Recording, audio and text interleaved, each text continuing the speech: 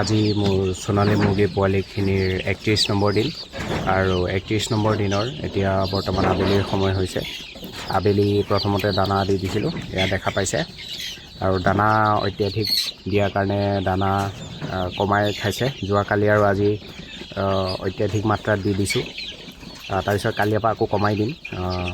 তাৰপিছতে পানীত কোনো ধৰণৰ মেডিচিন নাই, ঠাণ্ডা পানী দি দিছোঁ মুৰ্গী পোৱালিখিনিক। আৰু দেখা পাইছে দানা বেছিকৈ দিয়াৰ কাৰণে দানা ফালে যোৱা নাই, পানী ফালে বেছিকৈ গৈছে। কাৰণ কিয় দিনটো দানা পায়ে আছে, পানী পোৱা নাই, সেইকাৰণে পানীৰ ফালে গৈছে। আৰু পানী ডাঙৰ বাচনো লগাই দিছোঁ আৰু দানাৰো ডাঙৰ বাচন লগাইছোঁ। আৰু এই 2 এদিনতে ব্ৰুডিং গোটেইখিনি খুলি দিম।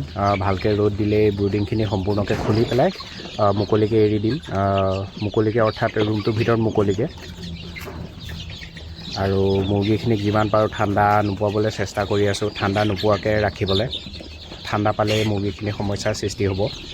সেইকাৰণে সন্ধিয়া সময়ত সম্পূৰ্ণ পৰ্দা পেলাই লাইট গোটেইখিনি জ্বলাই দিওঁ। গোটেইখিনি মানে বেছি নাই, আপোনাৰ 6-7টামান দিয়া আছে বাল্ব, সেইকেইটাকে জ্বলি থাকে গোটেই ৰাতি। আৰু ৰাতিপুৱা 9টা-10টা মানত আকৌ বন্ধ কৰি দিওঁ বাল্বখিনি, আকৌ সন্ধিয়া সময়ত দি দিওঁ। তেনেকৈ আৰু কেইদিনমান ৰখাৰ পিছত সম্পূৰ্ণকৈ খুলি দিম গোটেইখিনি। খালি ওপৰতে বগা বাল্ব LED লাইট লগাই থৈ দিম। তেনেকৈ আৰু মুৰ্গীখিনি ডাঙৰ হ'ব।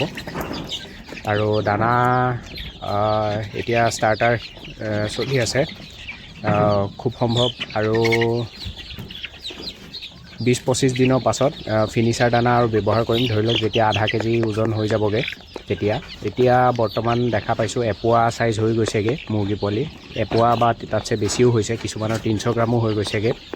যোনখিনি মতা আছে, মাইকী মুৰ্গীখিনি বাৰু লাহে লাহে বাঢ়ে, বাকী মতাখিনি ওজনটো অকণ বেছি হৈছে। আৰু আজি ভিডিঅ'টো ইমানখিনিতে সামৰণি মাৰিছোঁ। ধন্যবাদ।